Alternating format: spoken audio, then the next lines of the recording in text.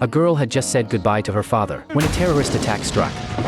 Her father survived the explosion and immediately rushed into the smoke, desperately searching for his daughter, but in the end, all he held was a cold, lifeless body. The man spent all his savings, pleading with the police to quickly catch the culprits. However, he received only dismissive answers, simply because it might interfere with a politician's election campaign.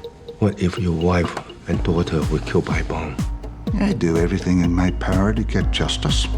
So, I've chosen you. But soon after, he was thrown out of the office, determined. He then walked into a restroom, took out 2 bottles of liquor, hung them with a rope, and finally lit a cigarette. As he walked out of the government building, an explosion roared.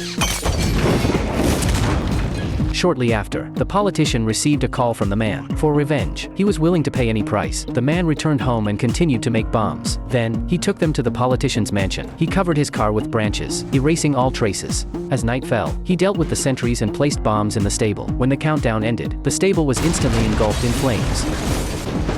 Hearing the explosion, the politician immediately rushed out. He knew this was another warning from the man. Consequently, the politician sent people to capture him. Soon, mercenaries found the man in the woods. However, he had already set a trap. One mercenary saw the man's backpack and walked toward it, but his foot was pierced by the trap. The man used his traps to eliminate all the mercenaries. Afterward, he strapped bombs to himself and walked into the politician's room, pointing a gun at his head. Under the man's threat, the politician had no choice but to reveal information about the killer.